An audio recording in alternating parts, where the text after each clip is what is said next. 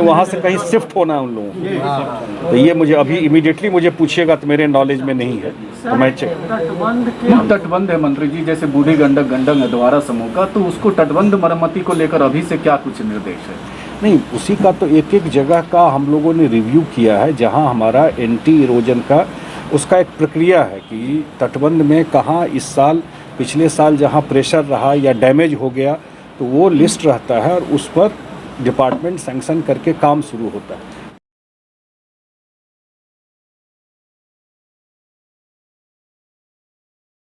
भारत सरकार और नेपाल के बीच हाई डैम के निर्माण से जुड़े विवाद को खत्म नहीं किया जा सकता तब तक बिहार को बाढ़ से निजात मिलना संभव नहीं है।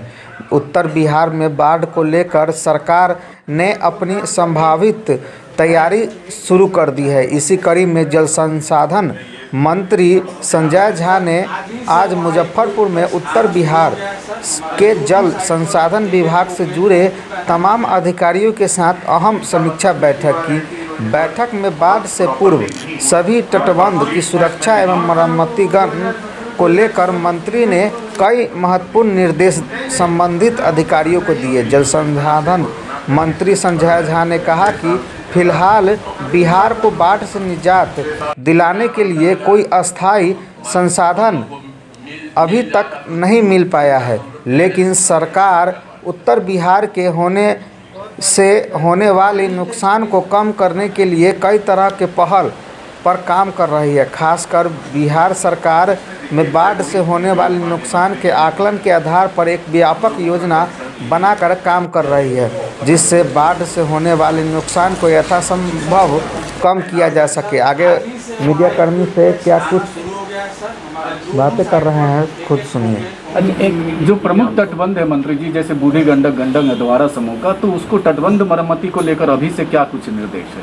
नहीं, उसी का तो एक एक जगह का हम लोगों ने रिव्यू किया है, जहां हमारा एंटी इरोजन का उसका एक प्रक्रिया है कि तटबंध में कहाँ इस साल पिछले साल जहां प्रेशर रहा या डैमेज हो गया तो वो लिस्ट रहता है और उस पर डिपार्टमेंट सैंक्शन करके काम शुरू होता है। तो अभी एक एक प्रोजेक्ट को हर एक डिवीज़न का हम लोगों ने रिव्यू किया है कि तटबंध में जहां काम दिया गया है आज तक कितना प्रोग्रेस है, कल तक कितना प्रोग्रेस हुआ, और वीकली लोग मॉनिटर करेंगे कि कैसे 15 मई तक सारा काम कंप्लीट हो जाएगा। तो और कहीं कुछ जगह समस्या आई, जैसे मैंने बताया, कहीं लोगों ने काम कहीं रोक दिया, कहीं ज़मीन का कोई इशू हो गया, कहीं मटेरियल पहुंचने में कोई दिक्कत हो रही है, तो वो भी रिजॉल्व करना।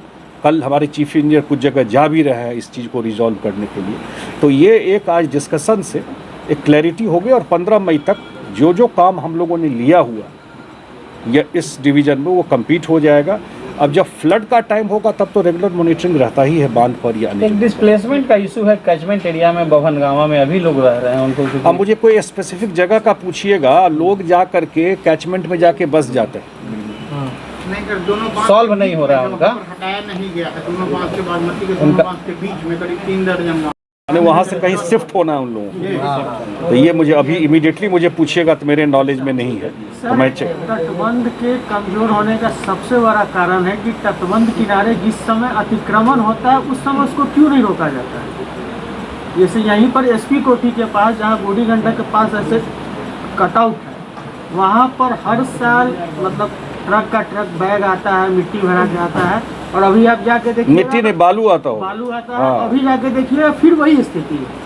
तो ये आखिर हर साल इतना पैसा क्यों एक ही पर्टिकुलर काम के लिए, ऐसा बहुत सारा स्पॉट ये आखिर वहाँ बसने क्यों दिया जाता है तटबंध के पास। तो वहाँ पे लोग घर बनाते हैं, वहाँ होल होता है, और बाद में वहाँ तटबंध जब कमजोर होता है तो फिर प्रशासन का टीम वहाँ रात भर खड़ा होकर चौकसी करता है, कुछ हो नहीं हो, कब्जा का खेल अलग शुरू। नहीं, ये समस्या तो कोई इसी जगह का नहीं, ये तो हर एक जिला में हम लोग देखते हैं कि लोग तटबंध के अंदर में जाके, ये पूरा कोसी में मैं देखता हूँ, मैं दरभंगा डिवीज़न देखता हूँ कि बहुत जगह जा कर के लोग तटबंध के अंदर जाके बस जाते हैं, और उससे तो हम लोगों को समस्या को झेलनी पड़ती है। मोहम्मदपुर में क्या होना है? अभी जो काम चल रहा है, अभी हम लोग जाएंगे वहाँ देखने के लिए, जो हमारा काम चल रहा है। 1-2 साइट देखना था इस रिव्यू के बाद, तो मोहम्मदपुर जा कर के वहीं जा रहे हैं हम लोग, उस साइट पे जा कर के अभी हम लोग देखेंगे। पुलिस गेट वगैरह